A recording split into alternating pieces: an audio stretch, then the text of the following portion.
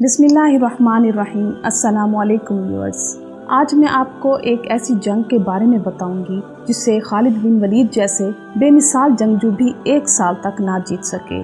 इस जंग को अल्लाह ताला ने कितने अजीब तरीके से फतह नसीब फरमाई। तो ये दिलचस्प अहवाल जानने के लिए इस वीडियो को एंड तक जरूर देखिएगा। मैया फारकीन शाम का शहर था, उसका किला एक पहाड़ पर था। 1 साल तक सहाबा ने उसका मुहासरा किया, मगर खालिद बिन वलीद जैसे जंगजू से भी फतह ना हो सका। तो खालिद बिन वलीद रज़ी अल्लाह ताला अन्हु ने ऐलान करवा दिया कि पूरा लश्कर रोजे रखो कि अल्लाह हमें फतह नसीब कर दे। तो पहले दिन रोजा रखा गया। खालिद बिन वलीद अफ्तारी के लिए खैमे में आए तो अफ्तारी नहीं थी, तो उनको ख्याल आया कि शायद मेरा गुलाम बीमार हो गया होगा। उन्होंने पानी पीकर रोजा अफ्तार कर लिया। अगले दिन फिर से अफ्तारी के लिए खैमे में आए तो से अफ्तारी नहीं थी। फिर से उनको ख्याल आया कि गुलाम बीमार होगा, पानी पीकर अफ्तारी कर ली। तीसरे दिन फिर से अफ्तारी नहीं थी तो गुलाम को बुला भेजा और पूछा कि खैरियत है, क्या आप बीमार हैं? उसने कहा नहीं। फिर हजरत खालिद बिन वलीद ने कहा कि मेरी अफ्तारी नहीं मिलती मुझे। गुलाम ने कहा कि मैं तो हर रोज रखता हूँ। किधर रखते हो? जी खैमे में। फिर कहाँ चली जाती है? जनाब मुझे क्या खबर, मैं तो रख कर चला जाता हूँ। फिर जब अगले दिन गुलाम ने अफ्तारी लाकर रखी तो खालिद बिन वलीद एक जगह छुप कर बैठ गए। उन्होंने देखा कि एक कुत्ता आया, खैमे के पीछे से घुसा, रोटी को मुंह में डाला और भाग पड़ा।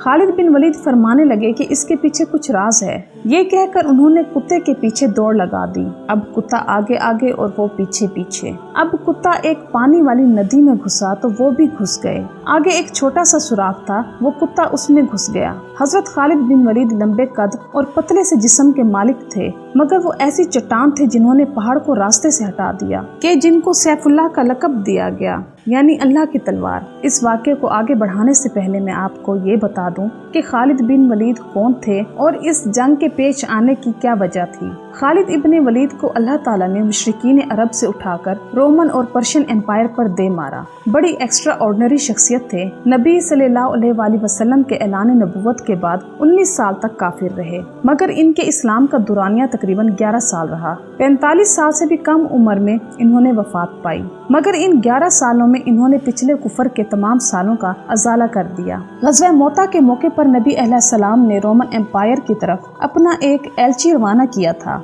एक खत देकर। इस एलची को कत्ल कर दिया गया। उस वक्त एलची का कत्ल ऐलान जंग होता था, तो नबी अलैहिस्सलाम ने एक लश्कर रवाना किया अपने मुंह बोले बेटे ज़ैद बिन हारिसा की क़यादत में। ये वाहिद सहाबी हैं जिनका नाम कुरान मजीद में आया है। मसनद अहमद में तफसील के साथ बयान किया गया है कि इनको क़यादत देने के साथ ही आप सल्लल्लाहु अलैहि वसल्लम ने फरमाया कि अगर ज़ैद शहीद हो जाए तो जाफ़र को अपना अमीर बना लेना। जाफ़र आप सल्लल्लाहु अलैहि वसल्लम के चचाज़ाद भाई थे। जाफ़र शहीद हो जाए तो अब्दुल्ला बिन रवाहा को अपना अमीर बना लेना। अगर वो भी शहीद हो जाए तो फिर तुम अपनी मर्जी से किसी को अपना अमीर बना लेना। याद रखिए कि ये खालिद बिन वलीद की पहली जंग थी, यानी इस्लाम लाए और ये जंग पेश आ गई, जंगे मोता, और ये सुलह हुदैबिया के बाद पेश आई। तो ज़ैद इब्ने हारिसा शहीद हो गए तो जाफ़र तैयार ने झंडा उठा लिया। क्या आप जानते हैं कि इनको तैयार क्यों कहा जाता है? क्योंकि जब उन्होंने झंडा पकड़ा तो उनका हाथ काट दिया गया। उन्होंने झंडा दूसरे हाथ में ले लिया, उन लोगों ने वो हाथ भी काट दिया। तो कटे हाथ से झंडे को बाजुओं से काबू करके सीने से लगा लिया,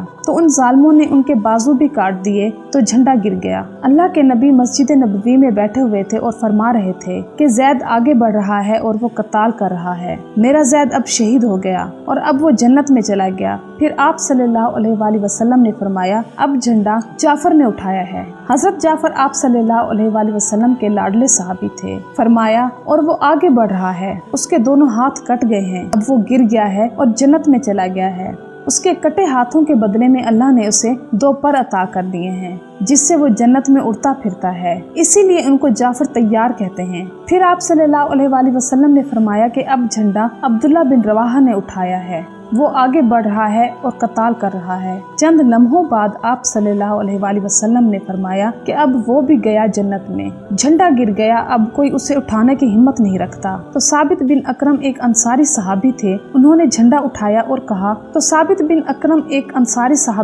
उन्होंने झंडा उठाया और कहा कि झंडा पकड़ो, झंडा पकड़ो, हाथ से निकल रही है जंग। तो लोगों ने कहा कि तुम ही पकड़ लो, बदरिया हो तुम। वाज़ेह है कि साबित बिन अकरम बदरी साहबी थे, यानी उन्होंने ग़ज़वा बदर में शिरकत की थी। उन्होंने कहा कि ये मेरे बस का नहीं है, किसी और को पकड़ाओ। तो इस अफरा तफरी में न जाने किसके मुंह से निकला कि खालिद को पकड़ाओ। ये कहना था कि सब ने कहा खालिद को दो, खालिद को दो। अब वहाँ मस्जिद नबवी में अल्लाह के नबी खामोशी से ऊपर की तरफ सामने देख रहे हैं, सन्नाटा है और उधर ये मंजर चल रहा है। आखिर सब ने कहा कि खालिद अब तुम ही ये झंडा उठाओ। खालिद बिन वलीद ने कहा कि मैं तो नया मुसलमान हूँ, ये मेरी पहली जंग है, किसी पुराने आदमी को दो। तो सब ने इसरार किया कि नहीं तुम ही लो।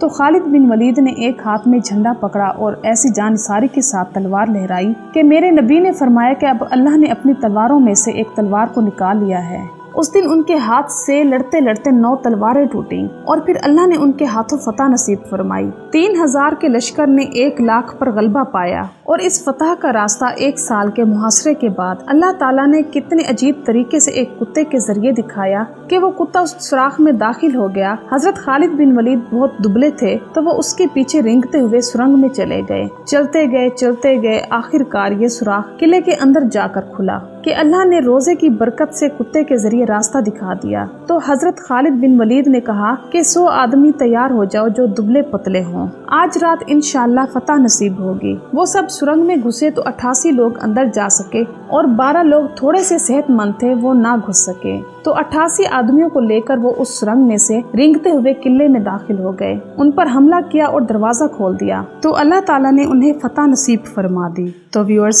रोजा और नमाज आखिरत के काम बनाने का वसीला और जरिया है कि अगर हम इसको यकीन के साथ करें कि अगर कोई भी मुश्किल पेश आए तो ज़ाहिरी सबब भी इख्तियार करें और रोजा और नमाज के जरिए अल्लाह से मदद मांगें, तो वो ज़ात हमें कभी भी नाकाम और नामुराद नहीं होने देगी। उम्मीद करती हूँ कि आपको मेरी आज की वीडियो जरूर पसंद आई होगी। तो मेरी वीडियो को लाइक करना और मेरे चैनल को सब्सक्राइब करना मत भूलिएगा। मैं इंशाअल्लाह मज़ीद दिलचस्प मालूमाती और इस्लामी वाक़यात आपके साथ शेयर करती रहूँगी। मेरी तरफ से आपको ढेर सारी दुआएं और मुझे भी अपनी दुआ में याद रखिएगा। चलती हूँ, मिलते हैं इंशाअल्लाह।